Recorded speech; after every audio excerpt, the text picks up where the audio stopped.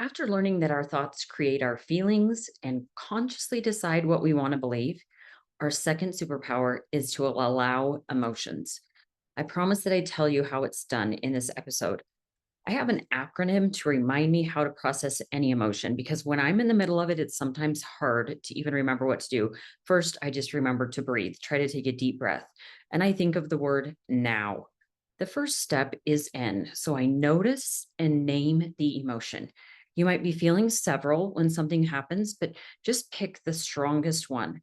Some examples might be anger or shame, sorrow or anxiety, irritation. When you've identified what you're feeling, you go to step two, which is observe. So you observe whatever emotion you're feeling in your body. You need to find out where it is because every emotion is a vibration inside your body. I know this may seem really weird. It was to me, but it is powerful. These are the questions to ask yourself as you try to figure it out. Where does it live? Where else do you feel it in your body? How does it feel? What color is it? Is it moving or not? Is it heavy or light? Can you just sit with it? So I'll do anxiety for you guys, just so you have an example. When I left my phone at the church and I hadn't recalled that I'd forgotten it at the church for a couple of hours and it was brand new and I was worried I would not be able to find it or it was stolen, I noticed driving to the church a couple cities away that I had a lot of anxiety. And what it feels like to me is my jaw felt really tense. I felt like I had worms in my stomach. My throat was constricted. So, this is what I mean. You can find where it is in your body. And then because I had practiced finding it in my body prior, the minute I felt it on the way in the car, I'm like, oh, this is anxiety. And I just took a breath. And right then, just doing that takes it down a notch. Okay, the third step is to watch and wait. So everyone is going to experience this differently, but it will eventually subside. And it depends a lot on the gravity of the situation. So I've had clients who are very scared of feeling emotions. They are afraid if they try to allow an emotion, a painful emotion, they will end up in bed with depression and unable to function. They're afraid that allowing emotions will harm them in some way or it will be too painful. The truth is that emotions are just a vibration inside your body. If you were to explain an emotion to a Martian, maybe explain anxiety to them, you might tell them, my heart starts pounding faster, my face feels hot, my stomach feels like it's got a bunch of worms moving around, my throat constricts, my jaw tightens. And the Martian would say, that's it. That's it. That's all. And you try to explain really how awful it is. No, really, my stomach feels like it's got a bunch of worms moving around. It's terrible, right? But the reality is that it feels uncomfortable. It's not fun, but it is just a vibration in your body. So when you realize that every emotion just produces a type of vibration in your body and that you can handle that vibration, nothing is as scary anymore. You can do shame or humiliation, which are pretty awful, or fear or rejection. But it does give you this superpower and allows you to live up to your divine potential. And emotions are super important because they drive all your actions. You do everything you do because of either the way you think it will make you feel or to avoid feeling something that you don't want to feel. This is why recognizing what you are feeling really matters. So in Mark 5, we learn of a woman in the New Testament who had an issue of blood, and she touched Jesus with faith to be healed. And in verse 29, it says, straightway, the fountain of her blood was dried up, and she felt in her body that she was healed. And Jesus, immediately knowing in himself that the virtue had gone out of him, turned him about in the press and said, who touched my garment? And this woman felt that her body was healed. She had no other proof besides her feelings. And Jesus also felt virtue leave him. He had no other proof than what had happened in his body. Doesn't that kind of tell you something about feelings? They're important. This brings me to my next point. The Savior can heal our hearts. And I believe allowing emotions is the path to experiencing emotional healing, just as this woman experienced physical healing.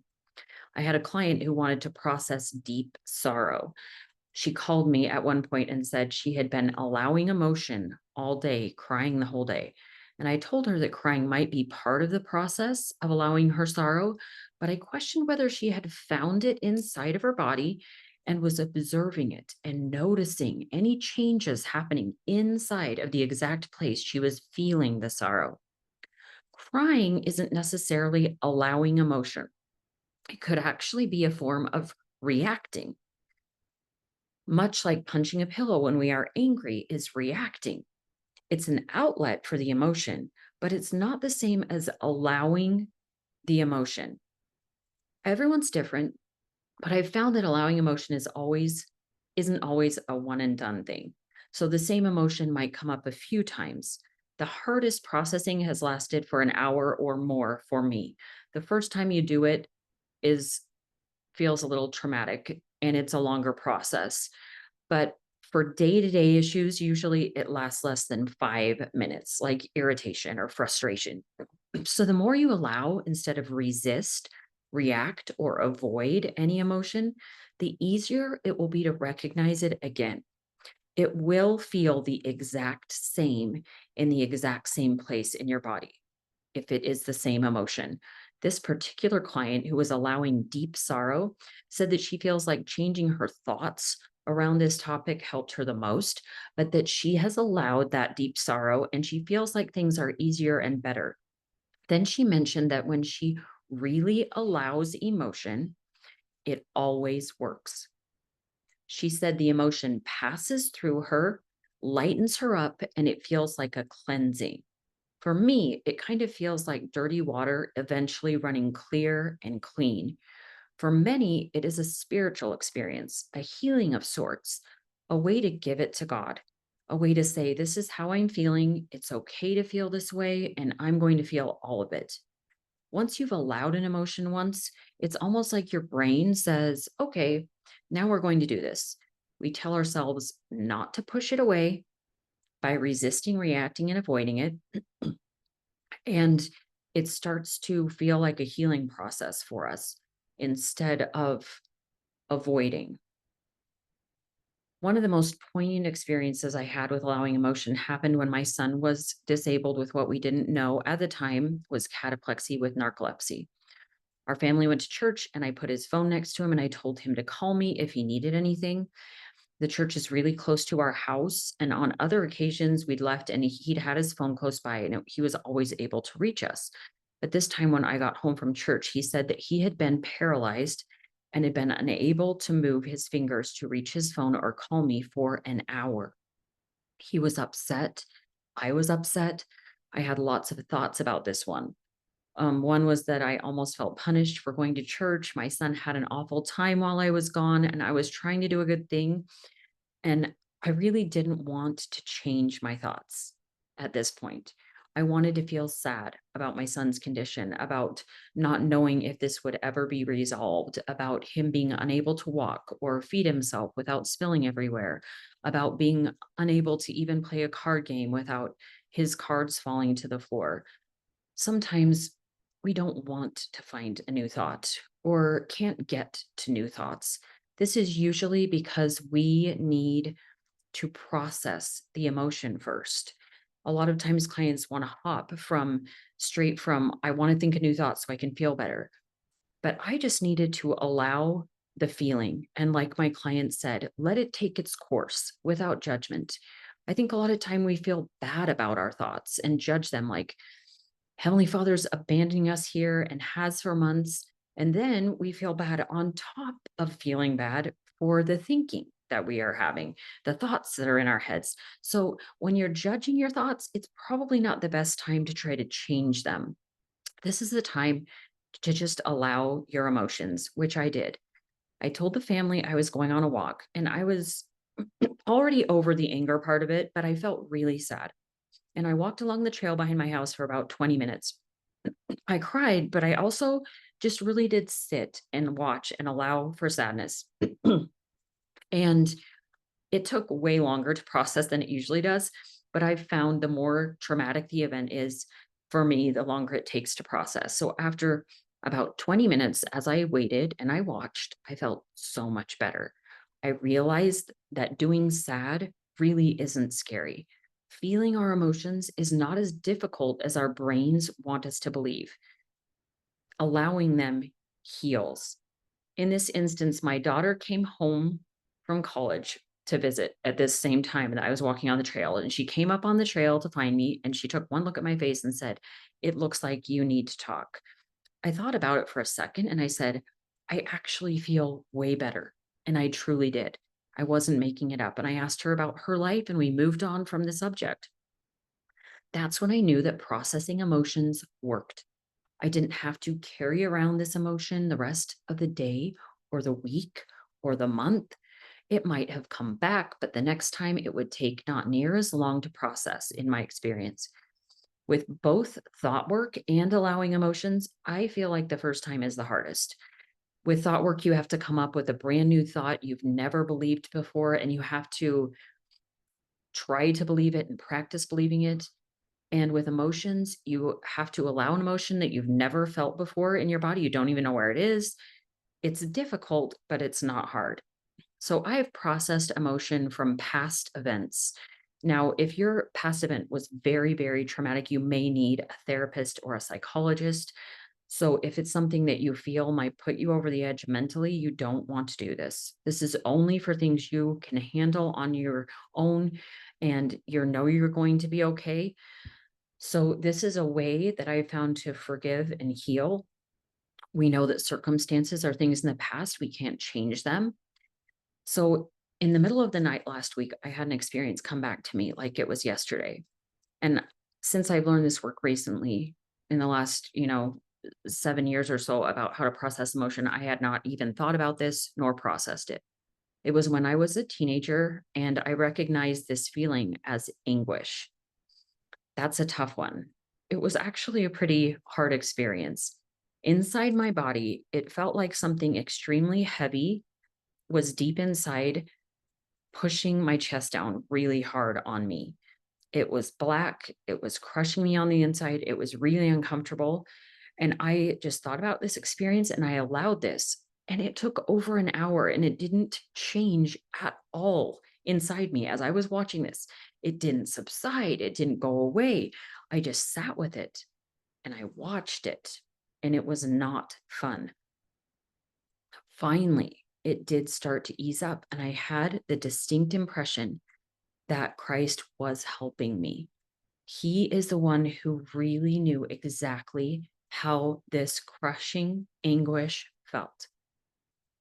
He had experienced it himself. He not only felt my pain, but he also could take my pain. It could be taken from me somehow. I don't have the answers about how this works, but I believe Christ has the power to heal my emotional wounds as much as he had the power to physically heal that woman's issue of blood in the New Testament. He has the power to heal me when I allow my feelings. It is this path to cleansing and healing, and it's not over yet. When I allowed the emotion again this morning, I felt the same exact crushing. That's how I know it was the same emotion. I think the harder the experiences that we go through, the more difficult it is to experience healing, but it's absolutely possible. I'll tell you one last experience of allowing emotion because I want to give you lots of examples of when it has helped me so that you understand and don't think it's so out there and weird because I surely did when I heard this. So, when I was at the lowest point in my marriage, I had a job in my church in a leadership position. And we had a text thread we used to communicate to the other leaders. And I bore my heart to my sister in a text one Sunday morning about the details of how bad things were between my husband and I. And it was really personal. I had never texted any text like this before. Apparently, someone from church had just sent a text to all the leaders. And I accidentally sent the text to my sister, to all the leaders of my church instead of to my sister. You can imagine my horror when I realized what I had done. I had read what I had sent to the church leaders through the lens of them reading it, and I literally fell to the ground sobbing in shame. I wanted to crawl into a hole.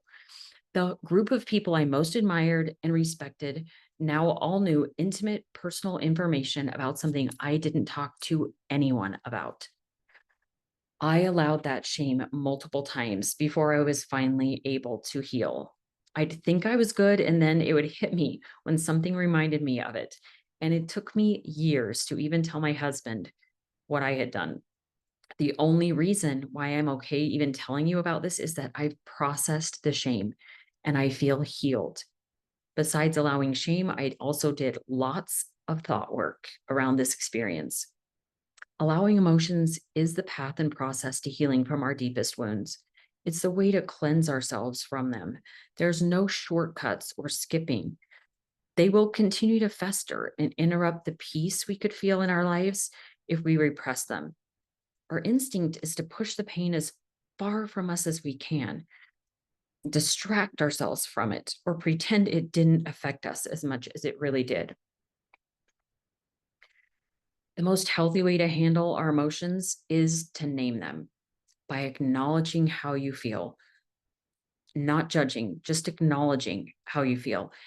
And then you describe them, you observe them by finding them in your body, give them a color, figure out where they are. What are they doing? Are they moving? Are they just sitting there? And then watch and wait as the healing begins to occur. That's it. It's so simple and it's so extremely important because if you can allow an emotion, you have a superpower. If you know you can handle any emotion, you will be able to take more chances in your life. You will try anything because you know that the worst thing that will happen is feeling negative emotion. And you've got a superpower to handle it. So, those things you really want to do that you don't dare do because you might be humiliated or embarrassed or you might not do it right, you can just do them and then be like, I guess I get to process embarrassment now. I guess I get to do humiliation now. I guess it's frustration time. And this is not just for, I've given you examples of really, really deep, hard things to process. But I mean, you can do this when your husband's driving and he does something that is really frustrating or irritating. Instead of just saying what you want to say, you can just be like, hey, it's frustration time. I'm going to do frustration right now and quietly sit there. No one knows what you're doing. And you can process the emotion. It literally cleans out the negative vibes in between the two of you. Because even if you're not saying it, he's feeling it. And you feel way better. I did this in church once. I'd been practicing allowing anxiety. I didn't even realize how much anxiety I had until I started figuring out where it was in my body. And then I could figure out, this is anxiety. And oh my word, this is anxiety again. Have more anxiety now than I thought. But anyway, I was sitting in church and I had to play the piano for someone who was singing. And whenever I have to play the piano in church, no matter how much I practiced, I always feel like I'm going to be nauseous. I mean, I really feel like the worms, like I said, anxiety for me and tightness in my jaw and constricting in my throat. And as I was sitting there just quietly in the meeting, I realized, wow, I have some serious anxiety right now before I am going to go up and play the piano. And so I did anxiety. I watched it. I saw it go away. I mean, I felt it was gone. The worms were gone. The throat wasn't constricting anymore. And this is before I even got up and did the piano. And so as I walked up to the piano, I was just like, this is a kind of a cool experiment. So I went up to the piano, I sat down, the worms were still gone. No anxiety. I sat and I played the piece. And I felt so amazing. I'm like, I did anxiety. And it's almost like I felt like I conquered it in that moment. And I'm not saying I can do it again or that it won't happen again, that I'll feel anxiety, which I for sure will. But it was kind of a win for me because I realized we have a superpower. And if we allow our emotions and we learn how to handle them better, we are going to react so much better in our lives. We're going to help our bodies because anxiety and all these things, they can cause physical symptoms for us. I know I have clients with very severe anxiety, and it is showing up in physical symptoms in their health. So we want to try to minimize that as much as we can. And this is the way. So I hope this has been helpful to you. If it has, share with those who could benefit. But until next week, seek and expect miracles.